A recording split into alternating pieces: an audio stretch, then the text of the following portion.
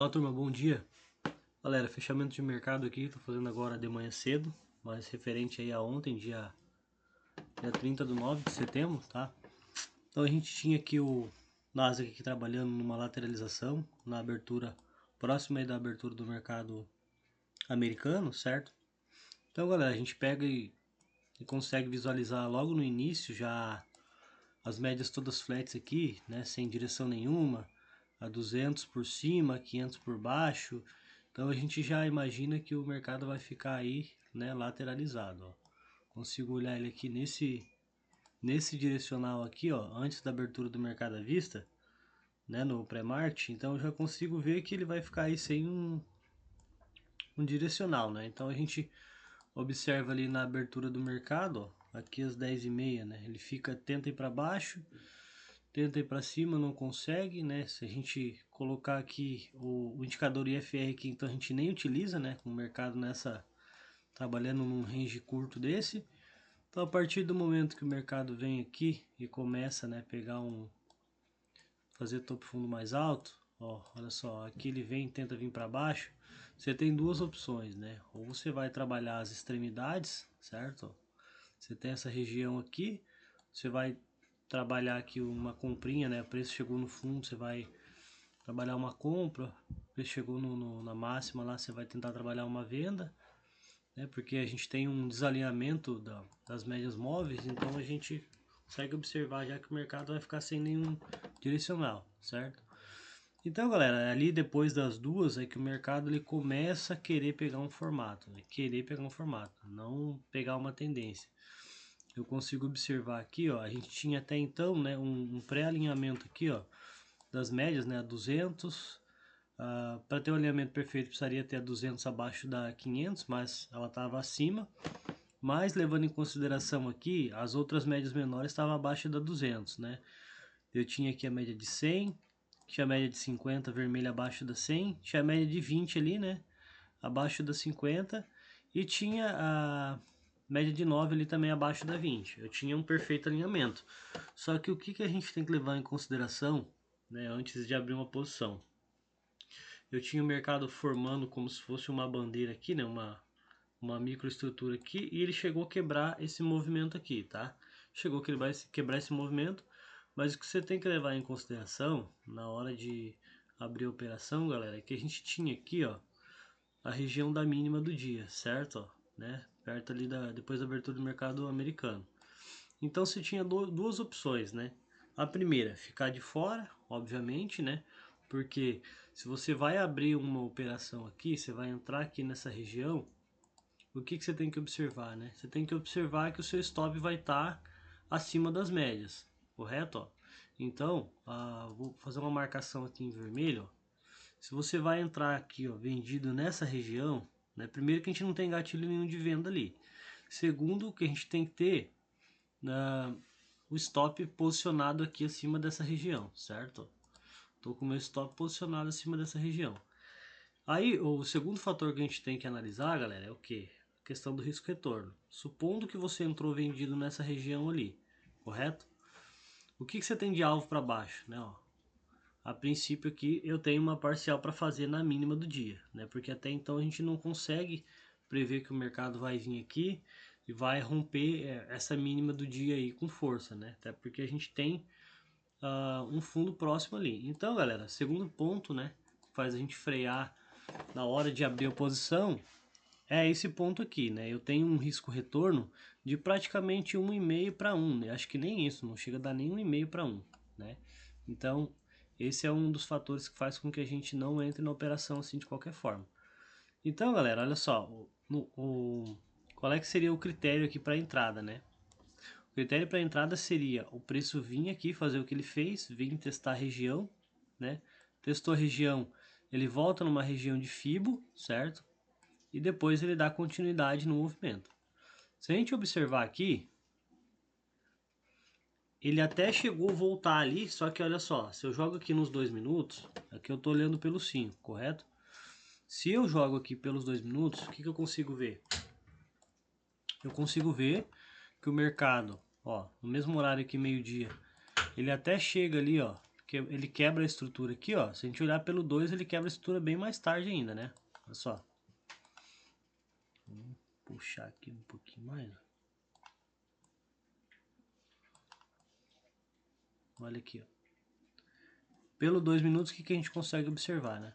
Ele até leva a estrutura um pouco mais à frente. Ó. Ele vem quebrar a estrutura. Vou puxar uma linha aqui, deixa eu ficar melhor aqui ainda. Deixa eu ver aqui.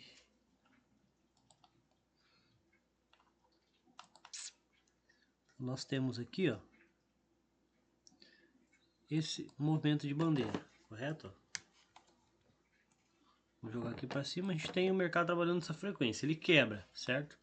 Quebra aqui a bandeira, aí ele começa, galera, a fazer o que, ó? Se a gente vem aqui com um fibo, olha só, vamos pegar o fibo, daí vamos traçar aqui da mínima do dia até a região da máxima, olha só, né? Ele vem aqui, galera, ó, ele quebra a estrutura, certo? Ele volta ali fazer um pullback, olha que interessante. Ele volta aqui fazer um pullback e começa a virar para baixo, né? Só que o primeiro ponto ali que a gente sempre fala, né, no projeto é o que? Você não pode entrar numa operação próximo de uma retração importante de FIBO, como essa aqui, né? Tanto essa linha pontilhada é uma retração de FIBO muito importante, quanto essa linha aqui, sólida aqui, né? Então a gente tem essa região aqui, que é como se fosse uma região de briga, né? Que eu sempre falo nos vídeos. Uma região onde o mercado ele vai acabar segurando aí, ó, nessa região. Então, o melhor dos mundos para entrar numa operação seria o quê?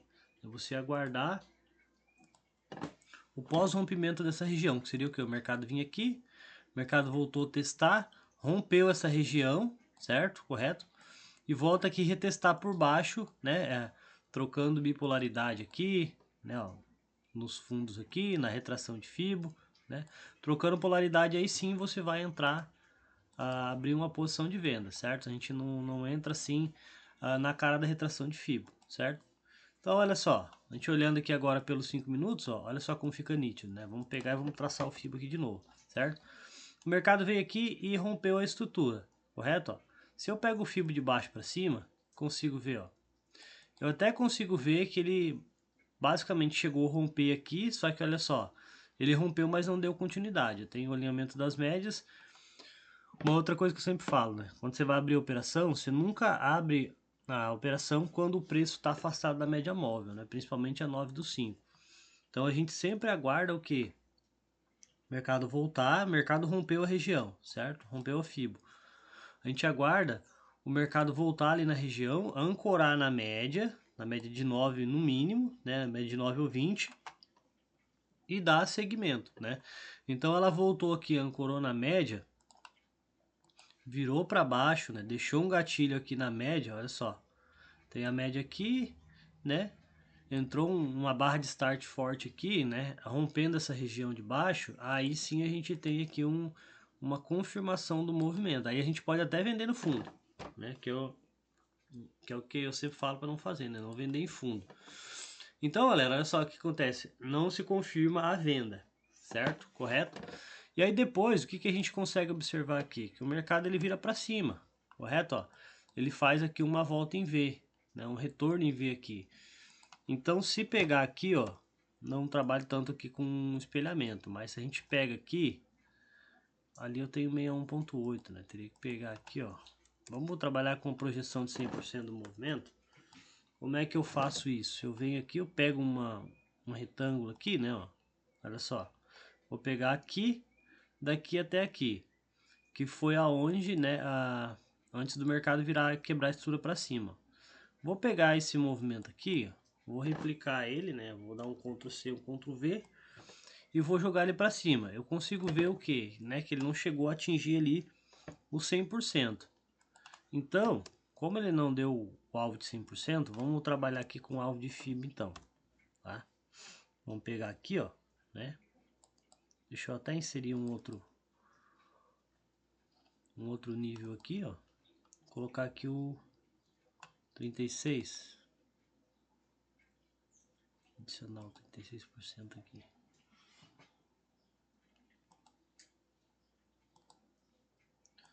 Trinta e seis.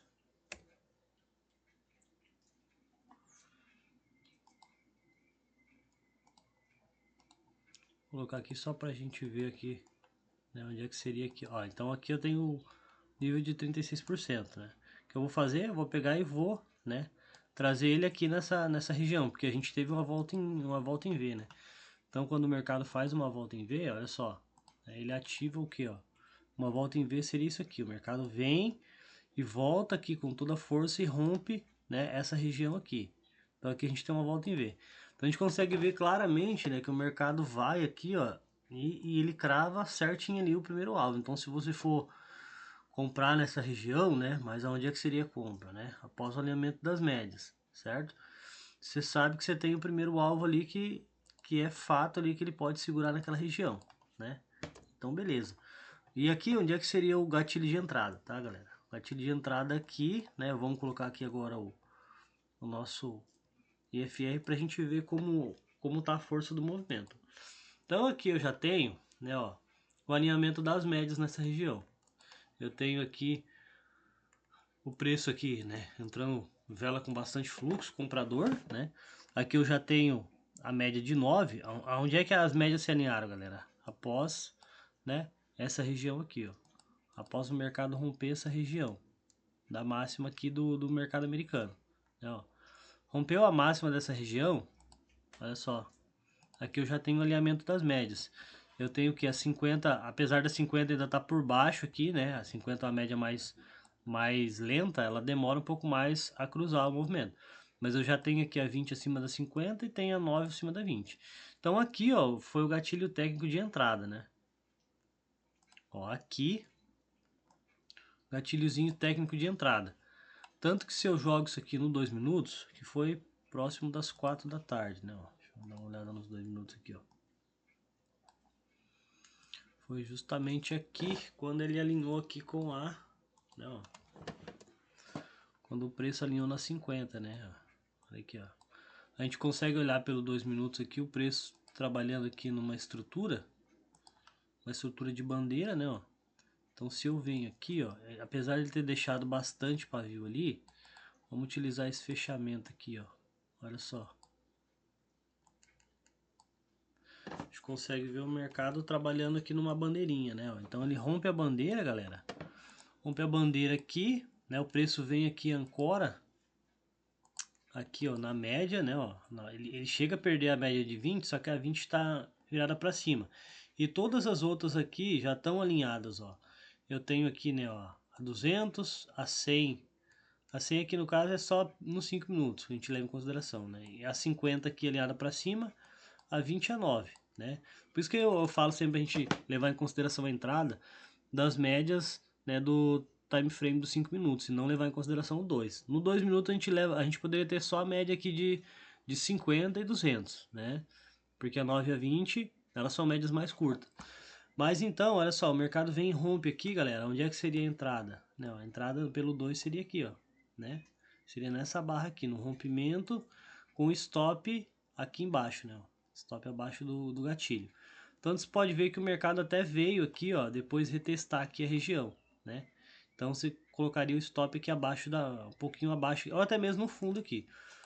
Mas se a gente vem aqui daí, ó, e joga um FIBO aqui, ó, vamos ver aqui agora, né, a retração desse movimento, ó. Olha só, dessa pernadinha aqui, ele vem, cara, ele segura justamente na região de FIBO que a gente tem aqui, tá vendo?